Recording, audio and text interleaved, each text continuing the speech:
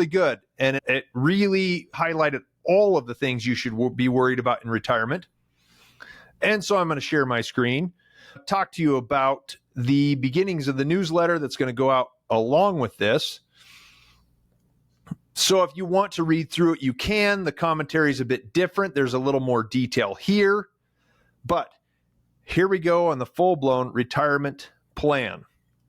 Everybody coming in here is looking for annuity information, obviously.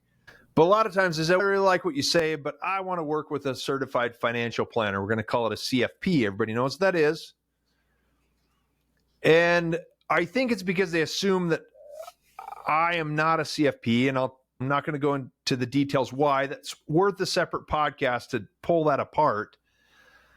But they don't think my services cover the gamut of retirement planning concerns. And it's not the truth, because every time you make an annuity recommendation, or if you teach someone how the annuity fits into their business, you have to take into account all of the other variables, and it comes into every single part of the plan. And it covers certified financial planning. Now, I don't think the CFP is like a blanket authorization that, oh, yes, they're going to tell me what's best for me. I know a lot of them that are really good people. I've seen a lot of really good plans. I've seen a lot of really poor plans. So I think there's a subsection of those people that will say, I'm a fiduciary, so just do what I say. And that's not good enough for me. It's not how I expect anybody to do business with me. And you should never just take someone's word for it. You got to do your research. So a few weeks ago, I got an email from this guy, and he said, these are the questions I essentially have. Right off the bat, I knew that I had a newsletter or podcast for almost every topic that he had. And you guys can see this email. What I did is put his questions in bold, and I'll tighten it up before I post it to the website. And I looked at it and I said, okay, holy crap. Well, maybe I'm not a CFP. I guess I appeal to the independent-minded person. A lot of people who go through a lot of these newsletters or podcasts will come to the conclusion, hey, this guy knows what he's doing. Yeah, I'm going to trust him to help me figure this out. So I'm going to share these questions and my responses to them, plus the appropriate newsletters or podcasts. This is a little bit more than just a review of what I've covered. And most of these are actually newsletters, because I started doing the newsletter long before I did the podcast, and I haven't gone back and covered the topics. If there's something you guys want to see, if anybody hears this and wants me to go into any more detail on a podcast or on a newsletter that has not been made into a podcast, let me know, and I would be happy to do a 20, 30-minute deep dive into that specific topic, because any of these could be expanded. That's why there's a newsletter for each of them.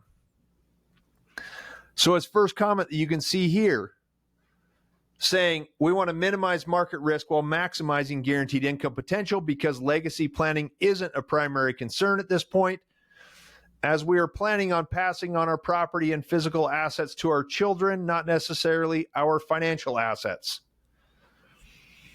This underscores the importance of using annuities to generate income in retirement. It is the single best thing to use. Eliminate market volatility. If you don't need to use your financial assets for a legacy, you will be able to more easily achieve maximum guaranteed cash flow on a monthly or annual basis. Newsletter goes back a long time ago. The case for annuities and retirement portfolio. It shows you how guaranteed income is an enhancement over a traditional portfolio of stocks and bonds for generating income. And then just a few weeks ago, 4 or 5 or 6, Annuities Create a Legacy talks about how using an annuity enhances the performance of your overall portfolio. These guys don't want to leave a legacy, but the point of enhancing your overall portfolio is you can leave it a legacy, or if you don't want to do that, you can spend more money. If these guys want to maximize income, then using an annuity will enhance growth and spending opportunities and everything you want to do in retirement. Okay. Next one, how best to fund long-term care expenses, but not forfeit the money if long-term care isn't used. It seems as if long-term care insurance is losing favor. So should we consider an annuity that is 7702 be compliant. Why or why not? One of the biggest concerns I've heard from people is guys that are retiring now maybe had a parent who paid for long-term care for years and years, passed away and never used it. The premiums were gone. They didn't want to use it. They didn't want to do the same thing and not leave money to their family. But the point is, it's not so much that long-term care is losing favor, but it can be cost prohibitive. You don't start until you retire in your 60s or so. And again, back to that story, paying for it, maybe not even using it, never getting the money back. Long-term care annuities are one solution to that because you have the ability to maintain the asset and can change plans and use the money if you decide to spend it down several years from now. You buy a long-term care annuity, you get into your 80s, hey, we didn't use this, everything's fine. You still have the money there. You can use it for something else. You can take lifetime income from it or anything else. So there's a lot of different ways you can look at doing that, but the problem is there is a cost. Life insurance is actually another really great asset to use for this. Maybe not for those who don't necessarily want to put money up to leave a legacy, but life insurance can have accelerated death benefits for long-term care planning. This is all part of the process of evaluating products and planning for the best outcome, the most insurance plus the easiest retirement. A lot of times I tell people there's no benefit without cost. So if you want to set up long-term care, you can use a long-term care policy, maybe very expensive in retirement. You can use a long-term care annuity, or you can use a life insurance policy. Any of those, you're going to have to put money up for it. You're going to have to set money up aside and not use it for a period of time to cover that insurance. And if you're serious about doing that, then you want to look at where you get the most leverage out of it, the most care benefit for the money you put in.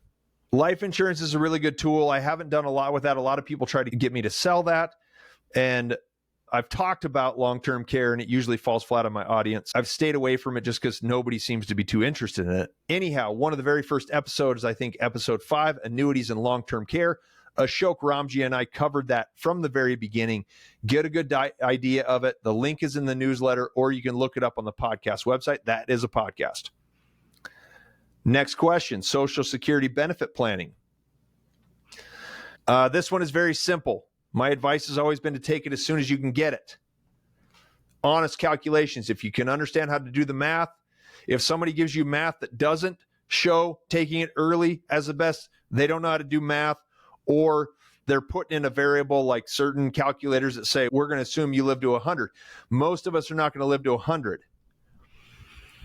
If you delay payments, it costs you money. You have to supplement that I always say you have to pull it out of another pocket. So if it costs you to get more benefit, then you have to factor that in as well.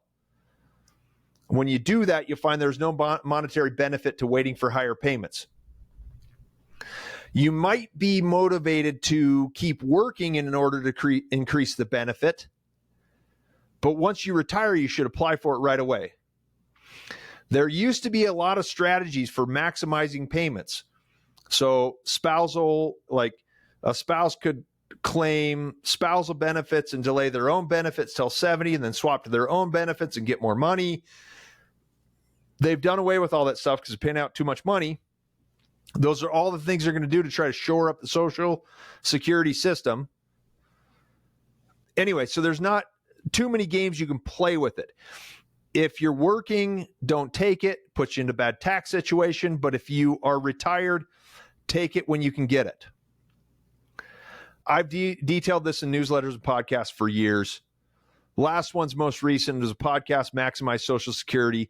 You can look for that on the newsletter or podcast page. Just search Social Security. You'll see everything I've written about it, and you'll see how my consistent recommendations over time stand up. So it's always the same. Next one is something I haven't done a lot on because it is what it is. As long as you and your spouse have paid taxes for 10 years, then Part A of Medicare is covered. Part B and D require premiums, and those cover physician services and prescription drugs. For most situations, costs are relatively minor, in the neighborhood of a couple $100, but it should be added to your retirement budget. That's only for Part B and D. I think it adds up to about $200 a month. If you find yourself in an IRMA situation, IRMA, where combined taxable income for a couple is over $194,000, then you're going to pay additional money. So there's a 2-year look back on IRMA. Those who know it, IRMA off the top of my head, forget what it means. I run into that situation more and more. 2-year look back. So if you made that much money, it's for a single person, it's $97,000. A couple's $194,000. If you make more than that, then they step it up based on how much you did make, and you could have got to pay extra for parts B and D. It can add up to $500 or $600 per month extra. Look back on the income for 2 years. So 2 years after you retire, where you're not making as much money, then you're still going to pay B and D premiums as if you were making that money. One of my other clients found a solution to that, so I can fix that. If you have that issue, you can call me and I'll tell you what it is. I'm not going to broadcast it here because it's so specific. If you run into that, don't worry about it. But anyway, Medicare expense planning, plan to pay extra premiums. So healthcare expenses are what I would consider to be the biggest additional expense for those who retire before 65. Some employers will kick in medical benefits until 65, till Medicare cuts in. Other people have to plan, and those premiums can seriously be $1,000, $1,500, $2,000 a month easily. Once you get to Medicare, it won't be as big a deal. Additional premiums for Part B and D can be accounted for ahead of time, and any care that involves deductibles or copays will be classified as discretionary income in your planning. That's why it's important to keep a pool of cash handy for things that come out of nowhere, but it's easy to accomplish with a basic emergency fund, okay? Simple, straightforward. So tax minimization, Roth conversions, etc. after this. Steady distributions from a retirement account is the best way to project taxes over time. Most people fall into the category where it's simply systematically draw the money out of your IRA, stay in a tax bracket, you're probably fine. If you've oversaved for retirement, that's not a bad thing. A lot of people that save a bunch of money, oh, I got to pay taxes. Hey, you're blessed and you have a bunch of money and you did a really good job. Pat yourself on the back and realize you got to pay taxes. But if you pay it systematically over time, it results in the least amount of taxes being paid over time as well. I always ask people with Roth conversions, is your goal to never pay taxes again or pay the least amount over time? 99% of them say we want to pay the least over time. But the whole buzz about Roth conversions got people thinking, oh, we got to get out of this. It gets you into converting lumps into a Roth that pushes you into a higher bracket than you would have been if you just take steady distributions.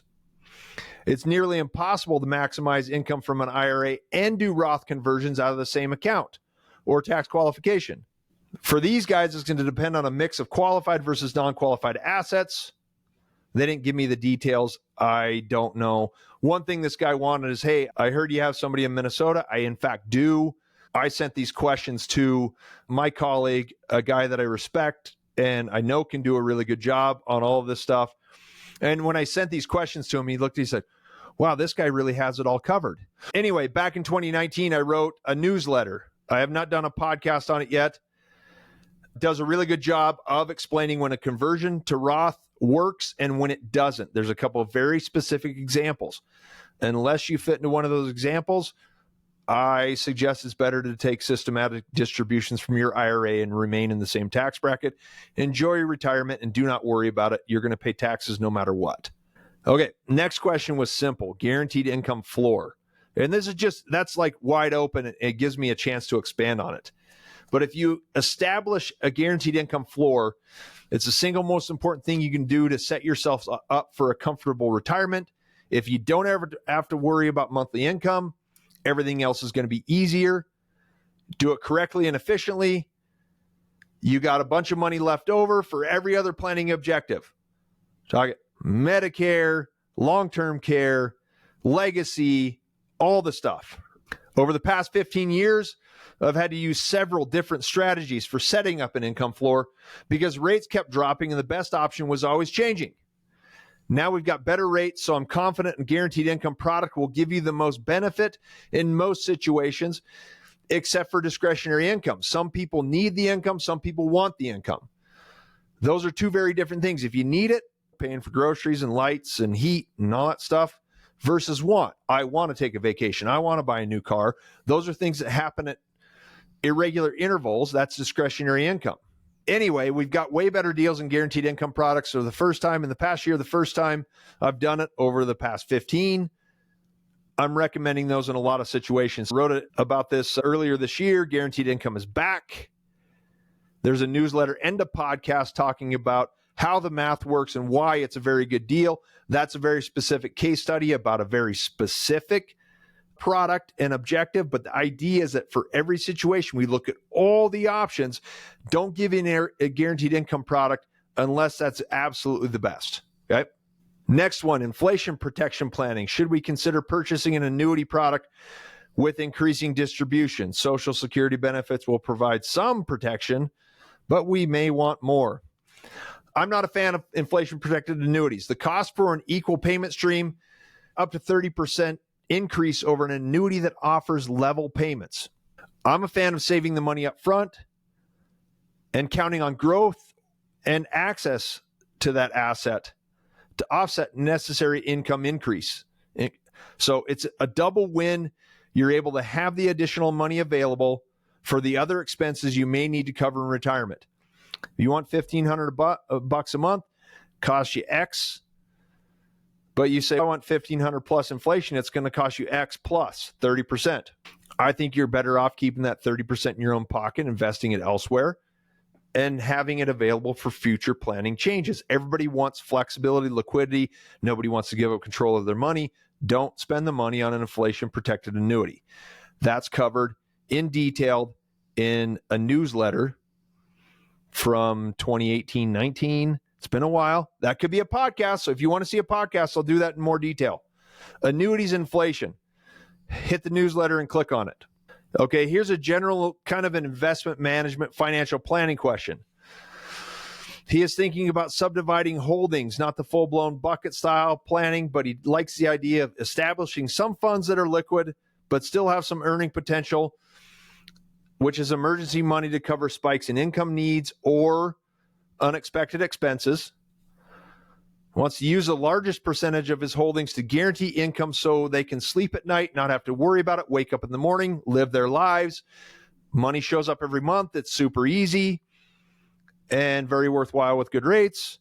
And then using some holdings for long-term growth, but still having access to the asset. Underscores and completely summarizes the need for a good financial plan in retirement. And I hope you guys with these comments will realize how easy it is. Everyone needs guaranteed income, an emergency fund for unexpected expenses, and additional investments that allow for future planning changes. Guaranteed income is a simple matter of deciding how much you would like and finding the most efficient way to produce it. Emergency funds are a personal matter because everyone will throw out a different number. Some people say, just $5,000 in the checking account, I'm good. We don't spend a lot of money. Some people say, I got to have 100,000. Whatever makes you feel comfortable, that's your emergency fund. You set that aside before you do the rest of the stuff. You and your spouse need to agree on how much should be set aside so that you don't have to worry about anything unexpected that might come up. Different lifestyles will dictate different numbers. Additional investments are a personal matter as well. Some want to be conservative, while others will take some risks and go for top-line growth. That's more the legacy type people or aggressive inflation adjustments. It's not all or nothing by any means, but a qualified investment manager can help you figure it out. I do that stuff all the time. And to cap it off, this is something, he actually put this first, and I moved it around to the end because I thought it was the best at the end. What documents need creation, reviewing, updating? Proper titles payable on death signatures, beneficiary designations, insurance policies, power of attorney, will or trust, medical directives, etc. So this is what ties it all together, puts a bow around your financial plan. The first thing I can tell you, no matter how you use it or how you get an attorney involved, make a master list of all assets, everything from your annuities to your investment accounts, emergency bank accounts, and physical assets like real estate, precious metals, collectibles, and anything like that. Include contact info for any advisor who can assist with each account. For every one of my clients to set this up, if they're really talking about that, I always say, listen, put my number down, the website, give this. I had a couple of people who reach out to their beneficiaries. It's the kids most of the time. Something happens, call this guy. He's going to help you with this part of it. And I can make things a whole lot easier. I think I told someone's kids last year, I sent them an email. I said, listen, I know you guys are busy and you're young and you don't understand this, but call me now. Let's say hi and we'll BS for a few minutes. A few minutes now is going to make sure everything's way easier down the road. And that's going to be 20, 30 years from now, hopefully. But make that master list and add numbers for people who are qualified to assist with those accounts. I think the best thing to do is set up a living trust that dictates your wishes with all assets. If you are no longer able to preside over it, you can do it with a will, but that's got to be read by a judge. It's got to go through probate. A trust avoids that, has more power, and will make things much more convenient for you and your heirs. I helped my dad set up a trust after my mom passed away. And my brother and I are the co-trustees of that. When the day comes where we have to do that, and I hope it's a long ways away because I love my dad, my brother and I can walk into any bank, any institution. We can change title on the real estate. We can do what we need to.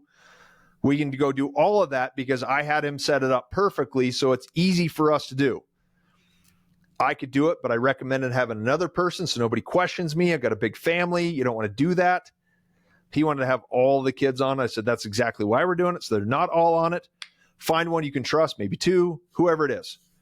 A trust can be named the beneficiary of all of your financial accounts, brokerage accounts, IRAs, annuities, life insurance policies.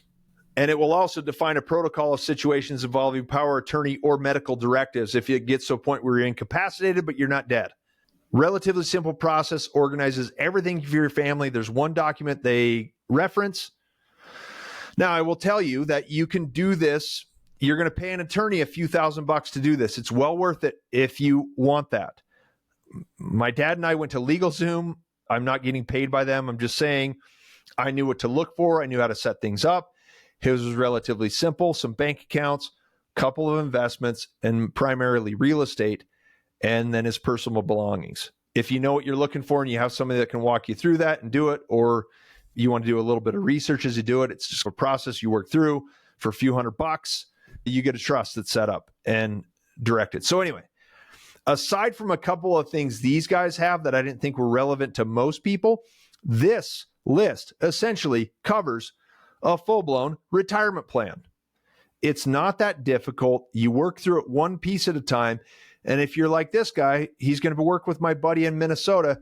They're going to figure it out. I know they will because he came with a clear set of instructions. This is what I want to know how to do.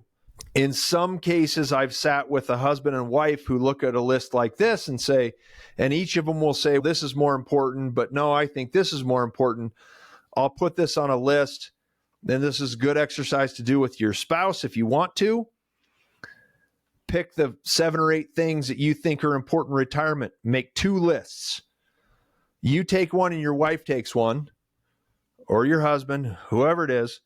And each of you ranks those 7 items in order of importance.